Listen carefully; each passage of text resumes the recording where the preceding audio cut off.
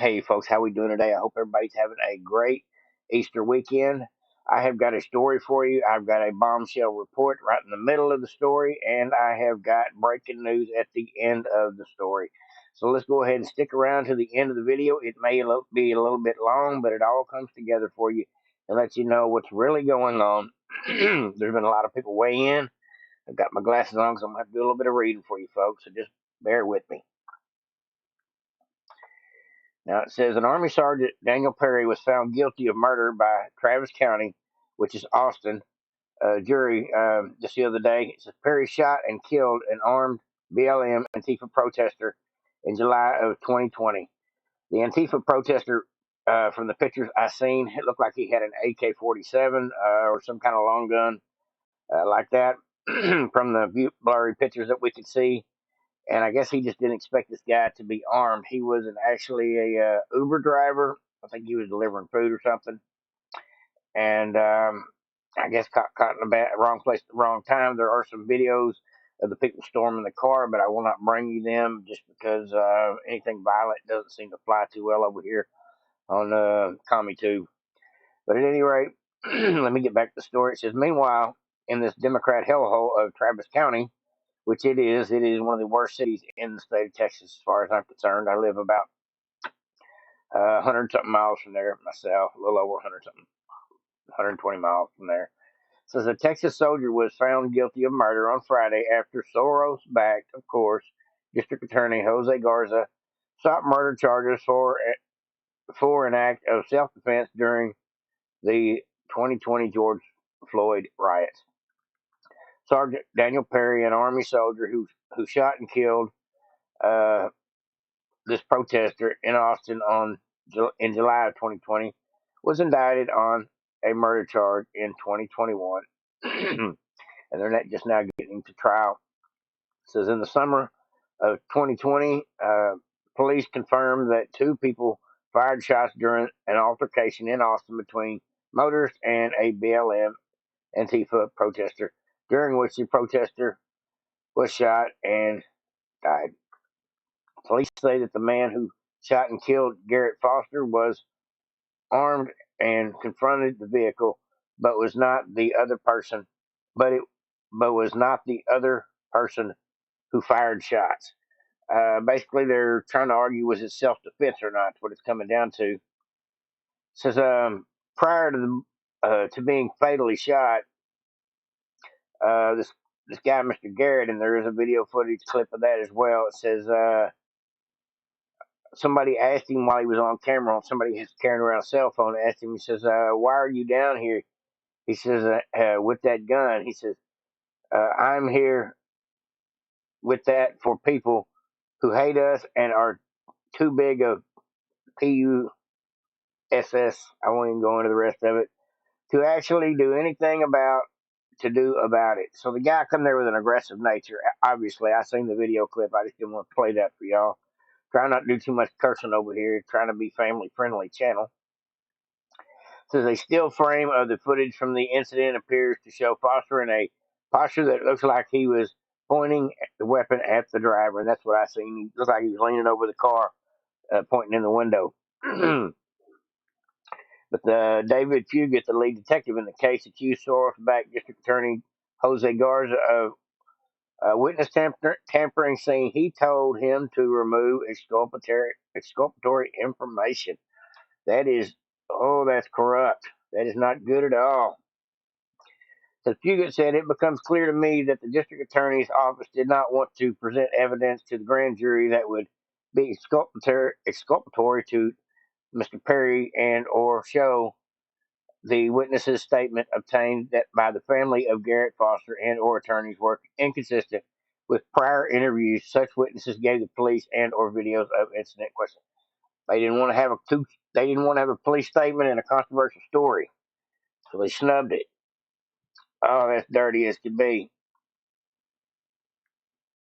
It says prior to the grand jury presentation in the case, I had several conversations with district attorney's office regarding the presentation of exculpatory evidence related to Daniel Perry. And this is the affidavit. It becomes clear to me that the district attorney's office did not want to present evidence to the grand jury that would be exculpatory to Daniel Perry's and show the witnesses statement obtained by the family of Garrett, basically saying it would be damning to their side of the case to bring this evidence forward, and they just act like it didn't exist, and that alone is criminal as well. That's hiding evidence, and it goes on and on. But let me get into what Tucker said. There was a Kyle Rittenhouse actually tweeted about this as well. Let's see what Tucker. So during the last outbreak of armed extremism, which of course was the BLM riots of 2020, a former Army sergeant called Daniel Perry was driving for Uber in Austin, Texas. He was an Uber driver. He's in his car, and a mob of rioters surround him in the middle of the street and begin hitting his car. One member of the mob was a man called Garrett Foster. Foster is a militant with a history of waving his rifle at people. He approached Perry's driver's side window with an AK-47. Then he raised the rifle, and when he did that, Perry shot and killed him in self-defense. The lead detective in the case and the Austin police concluded it was a justified shooting. If that's not a justified shooting, there's no such thing. But because Austin, Texas, the justice system is overseen by a Soros-funded DA, Perry was charged with murder for defending himself. And tonight, we are sad to tell you, this man, a military veteran driving an Uber car, was convicted of murder. And what does that mean? It means that in the state of Texas, if you have the wrong politics, you're not allowed to defend yourself. So this is a legal atrocity. It's so obviously unjust that tonight we extended an invitation to the sitting governor of Texas, Greg Abbott, to come on this show on Monday. And we wanted to ask if he was considering a pardon for Daniel Perry. But for some reason, Governor Greg Abbott's office told us he just can't make it and that we should talk to the Attorney General of Texas, Ken Paxton, instead. So that is Greg Abbott's position. There is no right of self-defense in Texas. We're going to keep trying to reach the governor of Texas, get his views on that, and the Attorney General for that matter. Now, I'm glad he did that. I'm glad Tucker Carlson put that type of segment up. That is one of the things that makes me really glad to see some journalists actually put things out there that are useful and can be helpful in the political atmosphere we're living in. Now, Tucker did have a lot more to say, but I'll just leave it at that. And so I figured, well, I wonder what Paxton's thinking about this. And so I get back on the Gateway Pundit about less than an hour ago, and I realized since then Paxton has weighed in and basically said that since this has happened, the Soros-backed judge needs to go and can be helpful in the political atmosphere we're living in.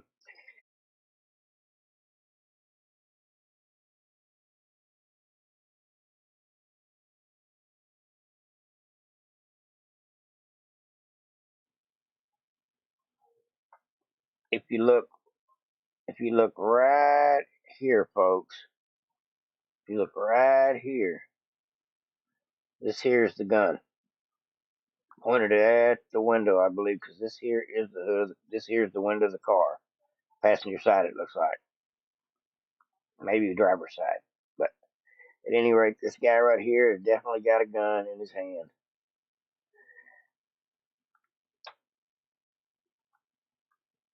Looked like a chaotic night. Greg Abbott is standing up for Americans' right to self-defense. He just released a statement saying that he has recommended Sergeant Daniel Perry to be pardoned to the Board of Pardons and Paroles. He also urged them to expedite its review of the case. Abbott said, "Unlikely the president or some other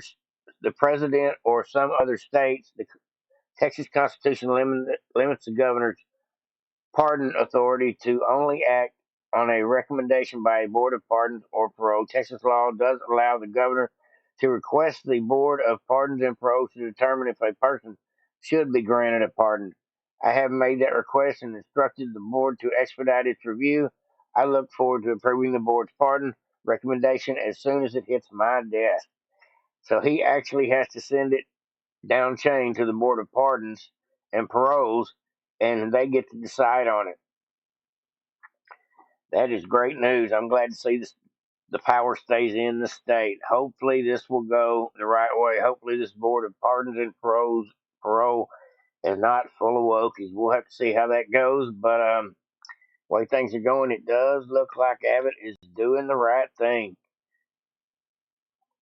It says Texas has one of the strongest stand your ground laws on self defense that cannot be nullified by a jury or a progressive district attorney. Unlike the president or some other states, the Texas Constitution limits the governor's pardon authority to only act on a recommendation by the board's pardons and parole board. It says, but the governor can request it. Like I said, I just read you all this, but that's all good news, folks. It's being handled up on ASAP. Says the Texas legislature is working on laws to achieve that goal. That is great news. That's all I got for you, folks. This has been a crazy day for Texas politics. Um, I'm glad to see this will at least get some resolution, hopefully in the right direction. And we got to pray for this guy. All he did was try to defend himself. I think if he wouldn't have had a gun that day, they would have probably pulled him out of his car and done God knows what to him, considering at least one of them we know was armed. Over and out, folks. Have a good one.